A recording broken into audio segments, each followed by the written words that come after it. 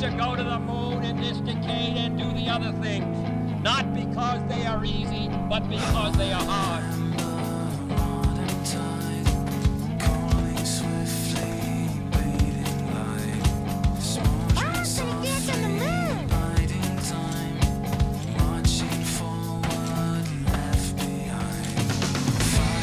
See, the moon is always the same.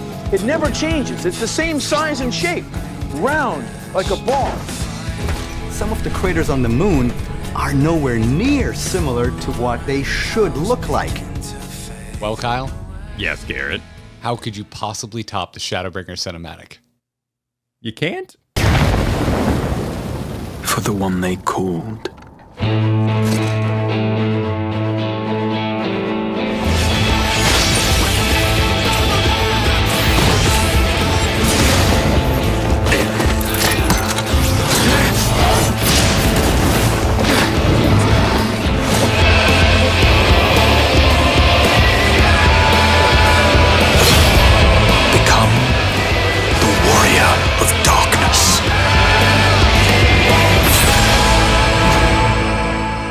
It's still good. Like it feels like more of a advertisement vessel, not in like the spend money kind of way, just in the, hey, come back. The story's still going. We still have more to tell. That ending was that ending, but we need to do the big ending.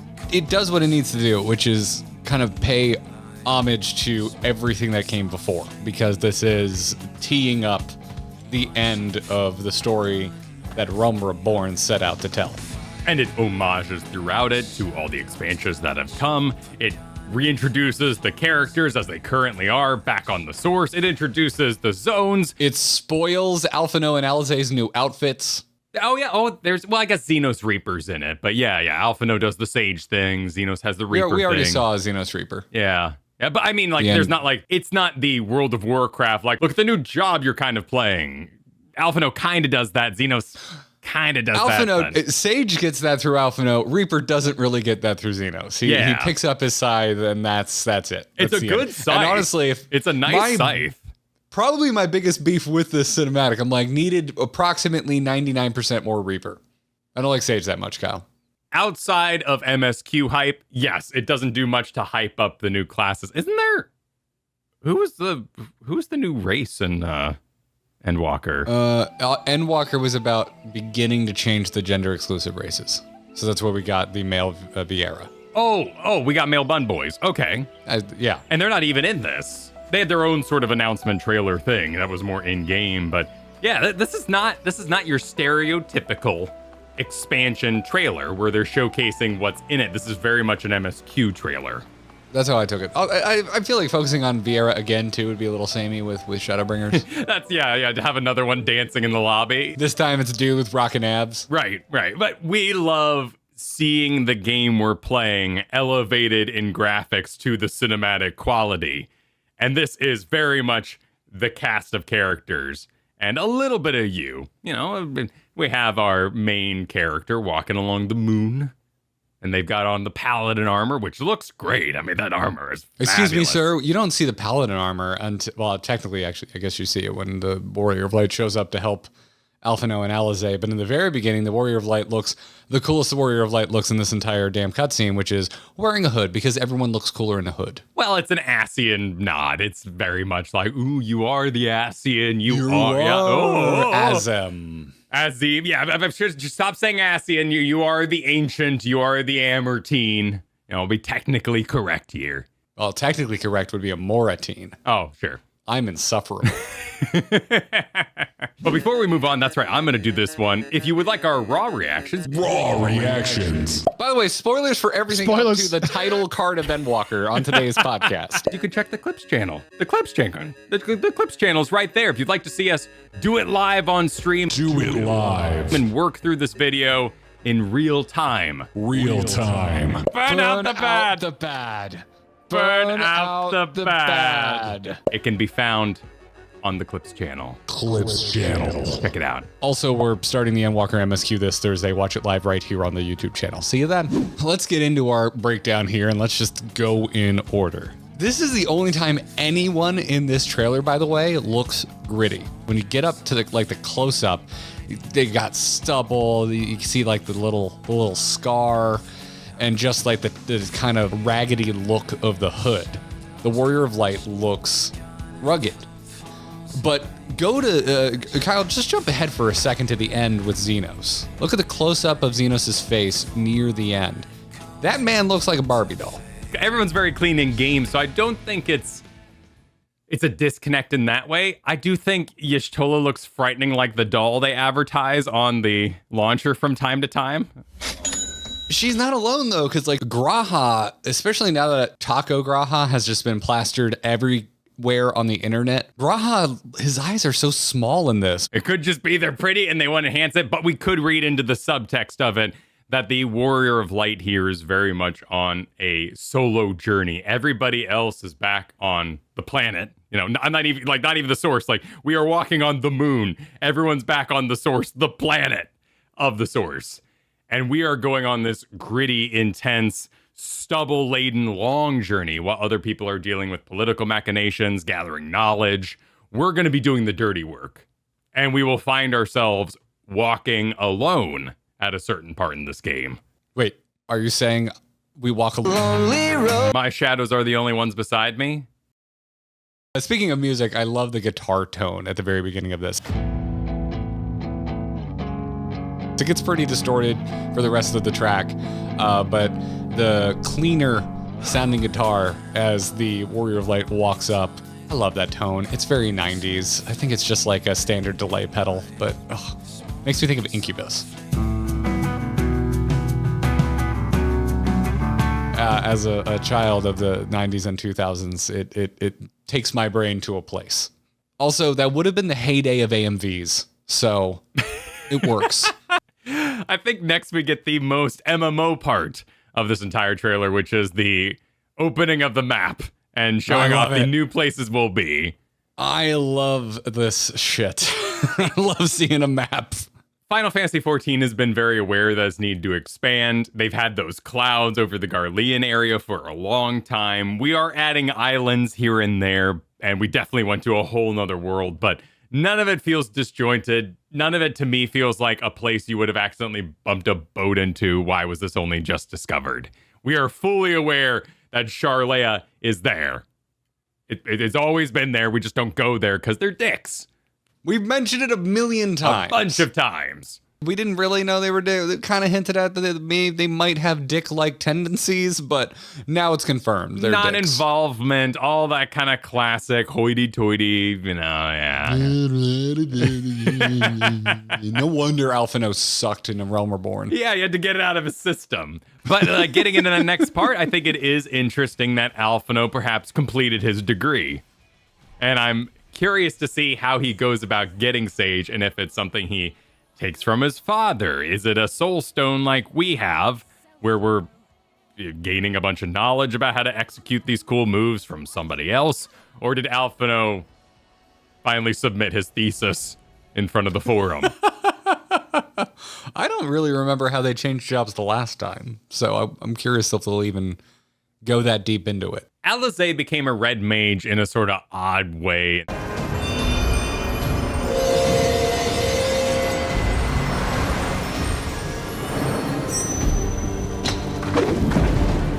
Our MSQ characters are very much their own classes, but they embody these ideas. And certainly in this opening scene here, Alizé is doing the flips and the business that you would expect of a full-blown red mage. 2 trailers in a row, the Warrior of Light shows up to tank, and it makes me happy. If I watched the Shadowbringers trailer with no information, I would assume that was about to be a DPS, because he kind of kicks the Angel's ass suddenly. That's fair. But yeah, I've also done solo duties versus you, and I know how fast you go, so maybe you do DPS at the end of the day. Apparently Gunbreaker is the way to go if you want to be a damage-dealing tank, which is currently my second highest level tank. So I'm going down the right path. Although the more I see Warrior, I kind of just want a Warrior. I just want all the tanks, Kyle. I want all the tanks. Give me all the tanks. Thank you. Pew flies around him. I think it's a good look when the wings kind of land on his back.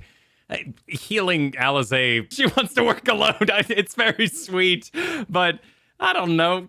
Give her space already, dude. How many expansions do you need? Sometimes you need somebody to have your back, even if you don't think you want it. Now we get into like probably my favorite two sequences of the trailer, which is Estinian showing up on the back of a new dragon, which I think he refers to as Vitra. Before you dive into Estinian, what do you think of the scene right before it? Because there is a very, very large rock, and I'm not sure what's going on there. Obviously, we have the tower in the background, which I'm very excited to explore more with the mind control towers and all that sort of fun. Though it seems like we're going to be diving straight into politics for a bit when we first get in the expansion. But there's this giant crystal rock, and it's raining crystals. Yeah, I'm kind of with you. I can't really make out what's going on. I don't think it's actually flying. I think it is still somehow connected to the land. Yeah. And because there's a battle going on, I mean, we can see it's made out of this purple crystal material. I mean, is it crystal or is it like it almost looks like an ice attack? It could be an ice attack. Because it looks like it expands on impact. Like that to me almost looks like ice attacks. Like, is Vitra an ice dragon? I think it, but then they show up in lightning? Hi, I'm a Florida boy. You can have lightning and snowstorms, can't you? Yeah. They're awesome, actually, because they dense up the air with snow, so it's very rumbly. They're very, very cool to hear. Anyway, have we seen these squid ladies before? They look familiar, but I can't remember if it's just because we've watched this trailer once already. So these squid ladies have shown up a number of times, but it gets a little messy because we also fight them on the way to the final boss of Amarant. There's one as a piece of trash, if you will. That's right. That's what I'm thinking of. And that's more like the small version we're looking at here, flying through the air. Okay, so then they're directly tied to the final days. Seems so, but we're also doing a Void thing. Clearly, I think we're going to get the Void absolutely involved in this. And we have the Reaper quest we just did, which we're very much tied to Void Scent and all that kind of business. So that's why I'm thinking this is more of like a Crystal Rain, which maybe this is happening because the moon's broken open and all the moon blood's pouring out. Or maybe in a distant place, Heidelin, the planet, has broken open and is now gigavolcanoing ether across the planet. Ether crystals all over this biz. Because they are landing at an angle. You know, it's all over the place. It's very much a meteor shower. There's just something about that just looks like a Final Fantasy ice attack to me. Like I'm thinking, I'm going outside of 14. I'm thinking of the cutscene in 16 with Shiva because her ice attacks look like that. I don't think it would be wrong to assume that the trailer is misleading. Maybe. Maybe. I really don't know. It's the end of everything. We're just going to have a big battle. That's where my head's at. I'm like, I don't know what to take away from any of this other than we're going to have a big-ass battle as we try and make our way to Xenos. It's a good-looking dragon, too, and I really like the fire breath that builds up the throat. It's very handsome. I love the fire glowing from behind. Estinian is, of course, as always, vulgar cool, as he not only is riding a dragon, but decides, hey, you know what I should do on top of dragon? I'm going to do a big jump attack, and is absolutely badass. We have a beautiful mixing of the colors of fire, ether or ice, and Estinian's dragoon pink-purple here. CBU3 love dragoons. They think dragoons are the coolest job in the history of Final Fantasy, and I will not be convinced otherwise. Because the how cool they make dragoons look in the Heavensward trailer, in the Endwalker trailer, and every single time they show up as a piece of trash in Final Fantasy 16, it's got to be a personal favorite in the office. I love how crunchy and almost xenomorphic the dragon is. Like you can just see every little misshapen tooth and every little vein and scale on its thing. It's got these crazy ears. It's got more bird-like wings. It's just such an amalgamation of a creature. Absolutely like pug beautiful. It's hideous, but it's beautiful. This is also where a theme of this trailer begins, because we hear the Heavensward song motif.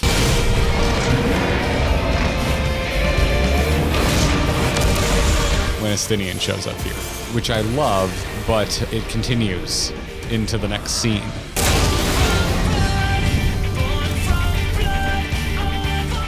I imagine it's the burning map from earlier that Van Daniel is staring at. I mean, he's watching the world burn, right, in a very literal sense.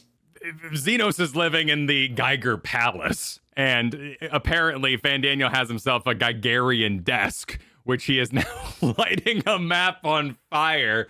It's not even symbolism at this point. That's just ridiculous. Sit in a room burning a picture of the world. While the Stormblood motif kicks up in a great new rendition with this vocalist just going for it. Yeah, they're going for it.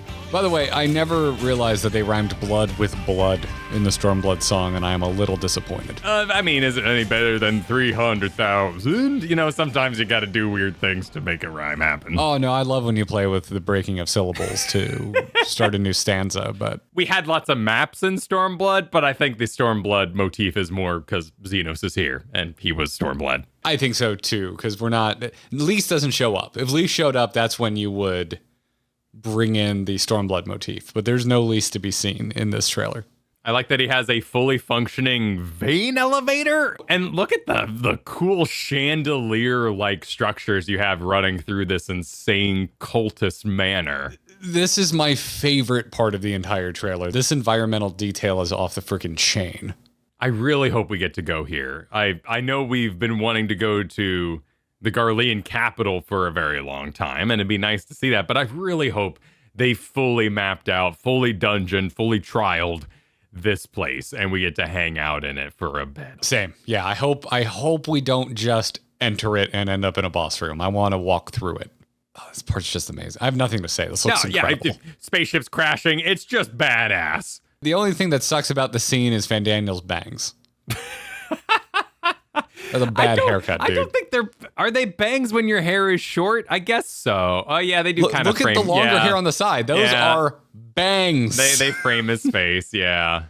I want the scene where in the past where Fandaniel had a bad day at school and he comes in and starts like crazy crying in front of the mirror and cuts his own hair. All right, hair. It's time to face your doom. I mean, he could go extra nuts. There's room for growth. I guess it would be Asahi. It wouldn't be Fandaniel because Asahi had this haircut before Fandaniel decided to parade around in his corpse. Right, but now Asahi's been elevated to being a corpse in a cinematic, so grats on the promotion. It's not my focus, but now that we bring it up, I mean, are we just going to trap him in a crystal? Like, what? How do we deal with Fandaniel? Do we even deal with Fandaniel? Does he just fart off and become another boss for a future expansion and go to the void or something? We don't really do that in Final Fantasy XIV. Xenos is back, but we even had an ending. Even though they brought Xenos back, we had a satisfying end to Xenos where he cuts his own damn throat. Like, it felt like an end of a chapter, and we moved on to Shadowbringers. Now, we knew that Xenos was screwing around in the background there, but it wasn't the main focus. So, I don't know.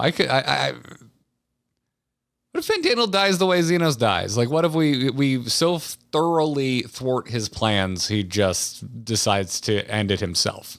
That kind of feels right, at least at this point. He could get in some conversation with Heidelin kind of business and choose to leave.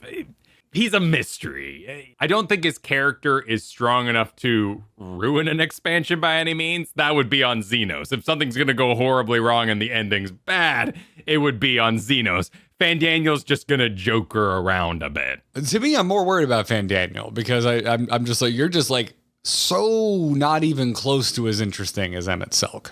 Well, that's true. Perfectly fine, and I think he's a good foil to Xenos, and I think you kind of need that character in the place that he's in.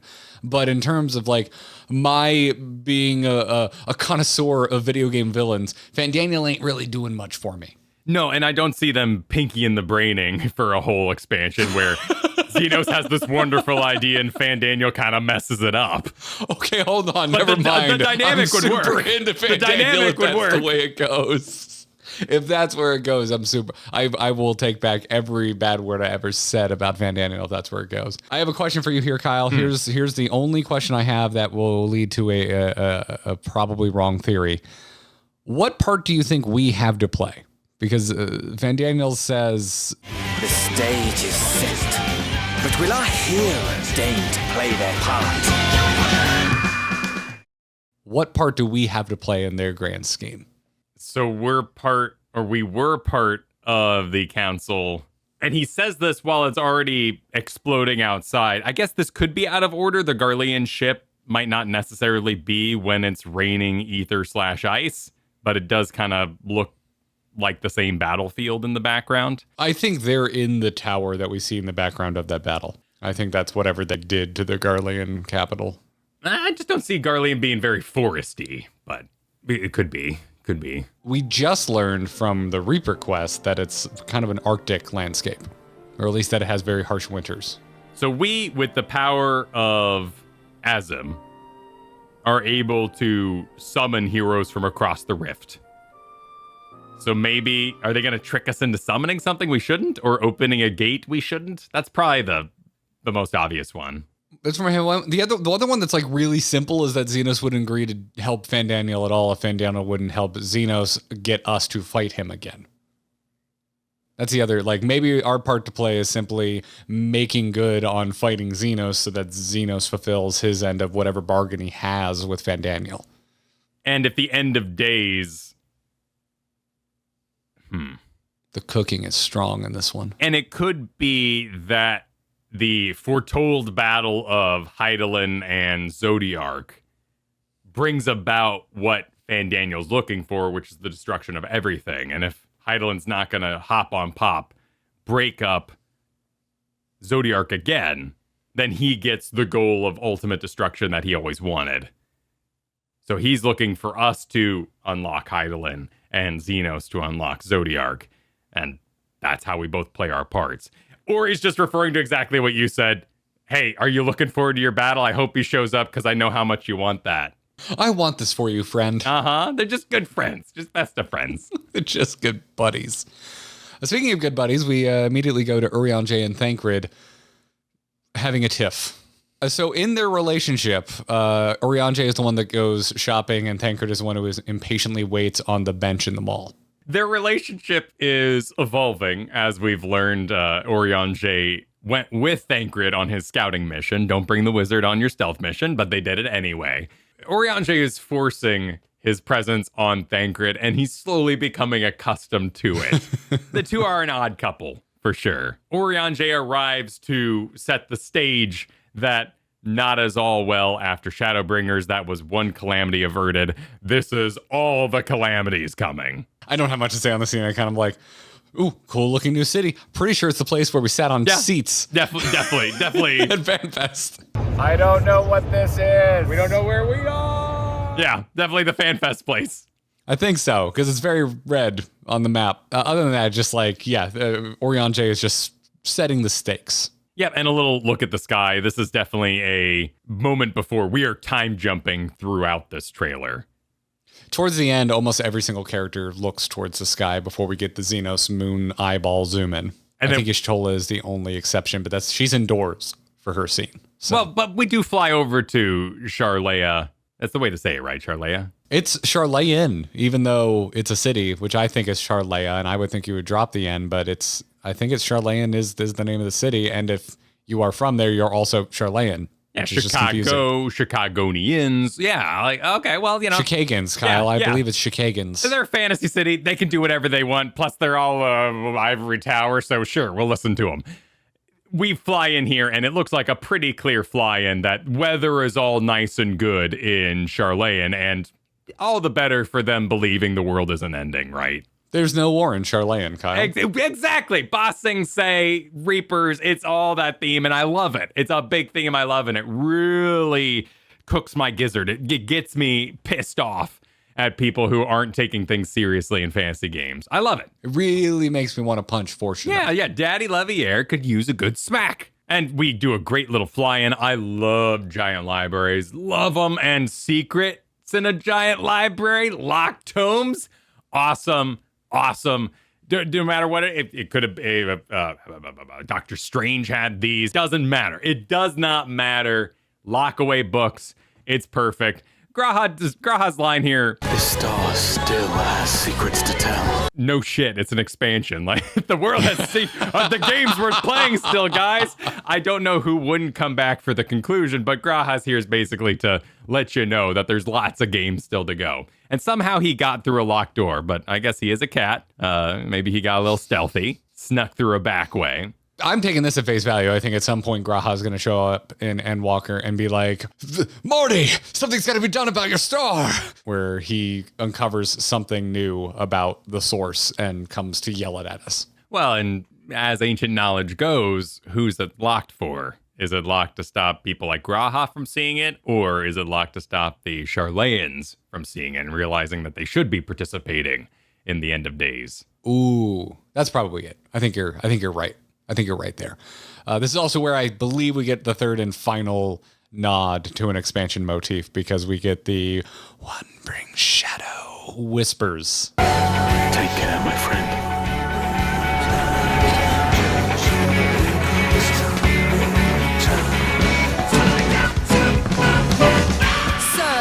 And it's real blink and you miss it, which I think is interesting because the Heaven's Ward and the Stormblood music sections of this medley are really in your face. But the Shadowbringers one is just like I wonder if it was intentional, because once they got through the edit, they're like, Graha's only here for like 3 seconds. And they're like, hey, we can do a subtle way of getting the Shadowbringer song in here. He would be the most exclusive Shadowbringers thing in here. I mean, outside of everybody still wearing their Shadowbringers outfits. Not the twins, though. The twins aren't wearing their Shadowbringers outfits. Oh, that's a good point. Maybe that just speaks to them getting their school on. I think they're the characters that still have growing to do. I like that. Like legitimately, I'm not trying to sound smart. I think that's legitimately. No, it is smart. You know, you can sound not smart if you want, but I think it's quite smart.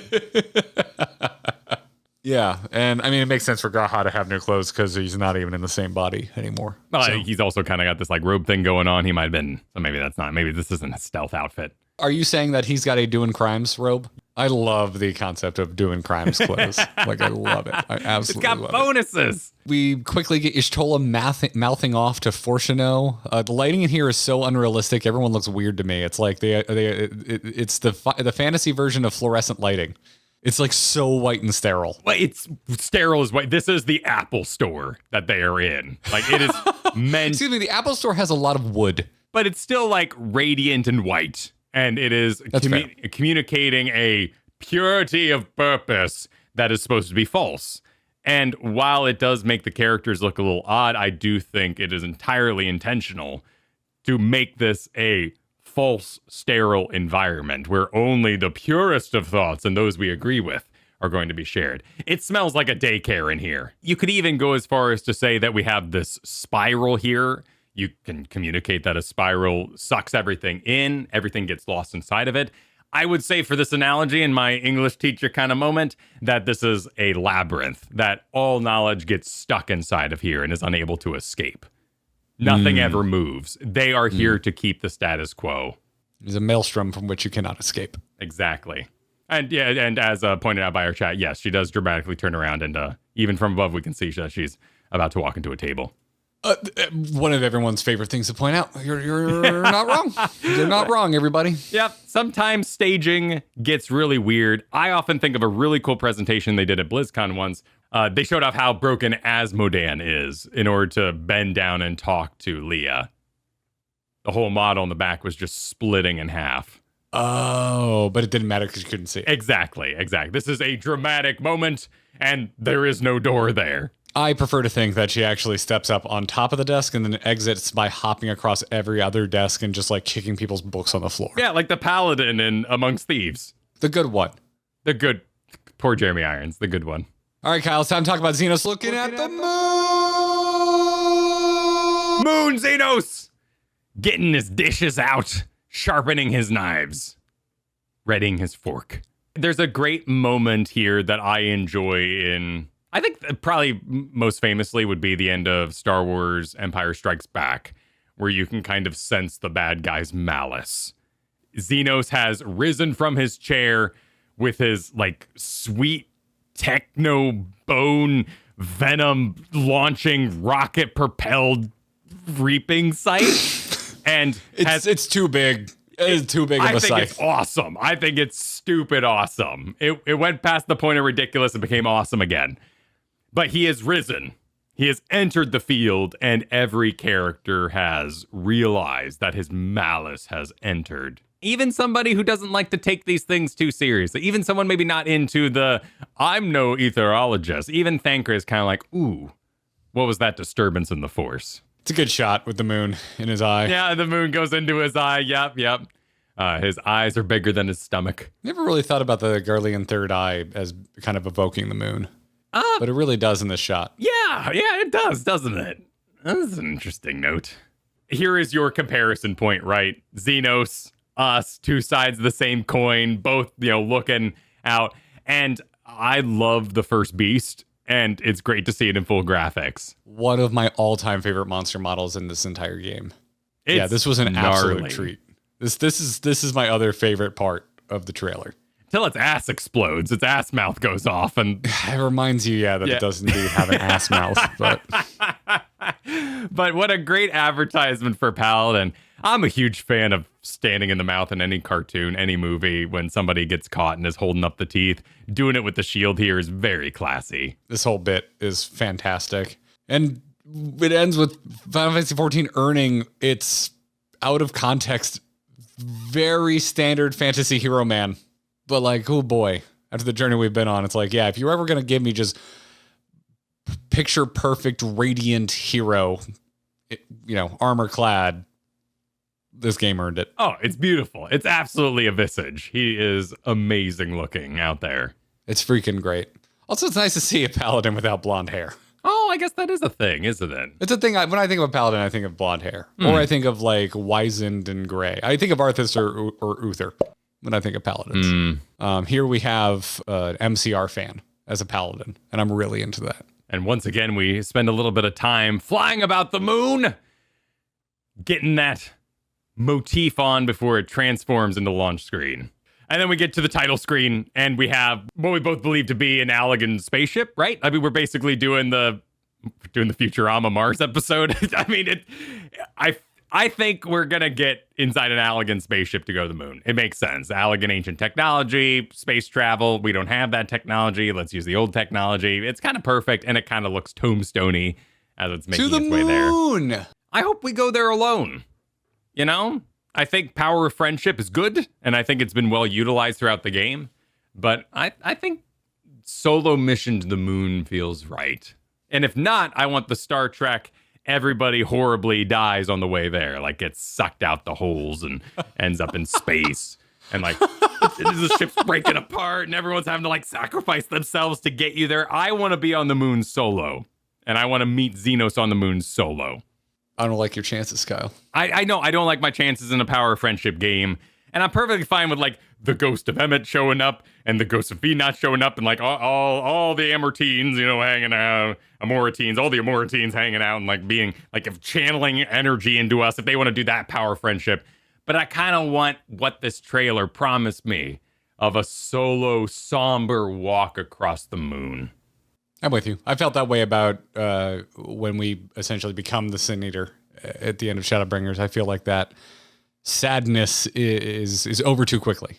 I wanted to wallow in it a little further. You can check our video on that chapter. Make me cry, Final Fantasy XIV. Jeez, what are you doing? Jeez. Well, there's nothing else to talk about, Kyle. No, nothing else at all happened inside the video. No, nothing whatsoever. After everything, you refuse to see reason. We definitely don't need to dedicate a chapter of this video to the fact that Emet Selk did the voiceover for it. The final days were upon us. The fabric of the star had begun to fray, its land rent by tooth and claw. Well, you're the discoverer of this. I completely missed it. Break it down. It took me a minute, and there was vibrations in chat that I don't think I would have noticed it otherwise, because once I picked up on it, I felt really smart and I got really excited because there's a line shared from Emet's voiceover when you run the Amarat dungeon, but only one line. Sir, before we got into this call to record this today, I went through and pulled every single Emet quote from the Endwalker trailer and the playthrough of the Amarat dungeon, and there is only one line that is an actual one-for-one match that I can find, unless I missed something. So the Endwalker trailer begins with Emmett saying the final days were upon us, and that happens during the map shot. Kind of voice trails off, and then he says the fabric of the star has begun to fray. And that is a direct quote from the Amarat dungeon. In the Amarat dungeon, he doesn't say the final days were upon us. He says, welcome to the final days of Amarat. So the opening line is different, but the second line is the same. And then nothing else matches up. Interesting. I mean, all the better for it. New content, right? But it does kind of line up. It's almost like a fractured memory, and we're getting another piece of it. The Amarat dungeon saying the unchecked energies of creation begot malformed beast. You could insert the next line, its lands rent by tooth and claw, period. You know, you can almost interchange these and make them line up as one monologue. By the way, line delivery on Tooth and Claw. Tooth and claw. Best line read in this game, in my opinion. And then goes on to say, As the chaos spread, the star seemed doomed to unravel. And yet,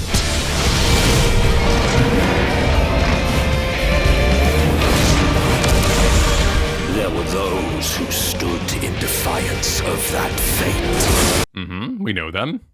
and all of this could be said about either Amarat or what's happening with the source in this cutscene. Again, it's like poetry, so if they rhyme. And then the final line is freaking wonderful. Past the far edge of fate, ring blades dark and light, tolling the coming of the end.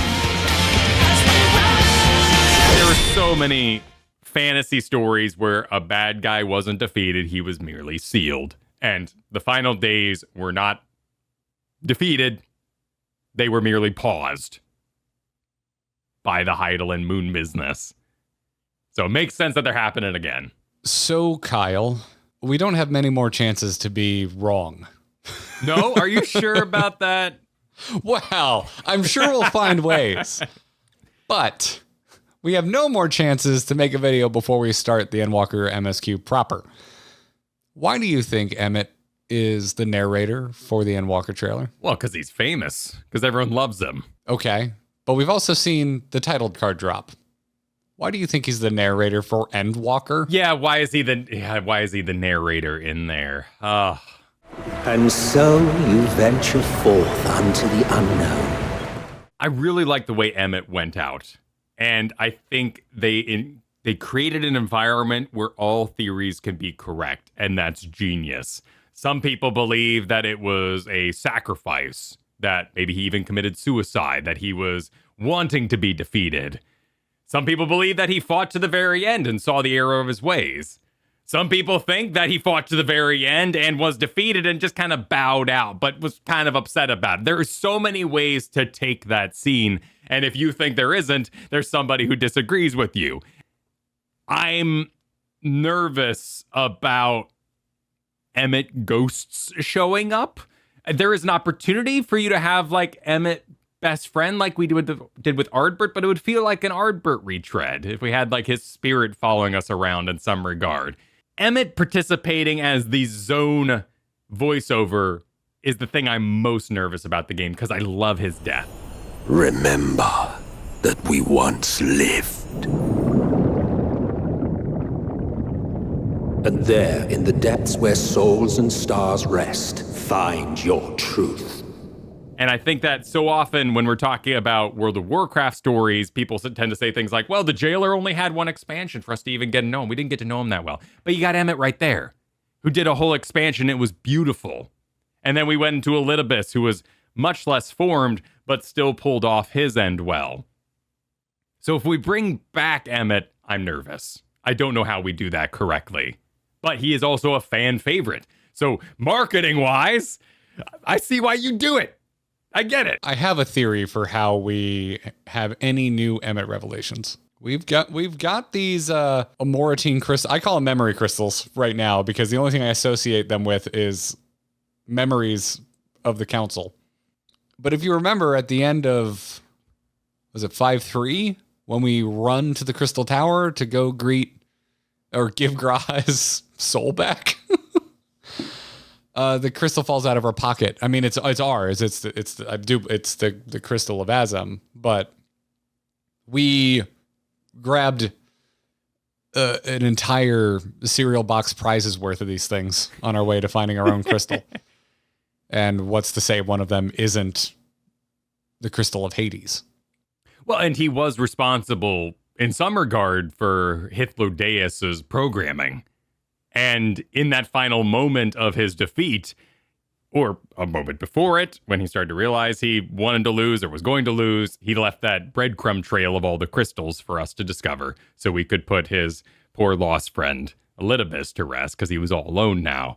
So I would be into that if in his godlike power and in his many avatars he could summon for himself, that Emet seeded across the planet a bunch of crystals to introduce the zones. He left us a bunch of scrolls like Deckard Cain or a couple of voice recordings on a yak back. Yeah, the him narrating Endwalker makes my theory a little fuzzier, because it's like, it seems like he's talking about stuff that's currently going on. Why would Emet, a character who is dead,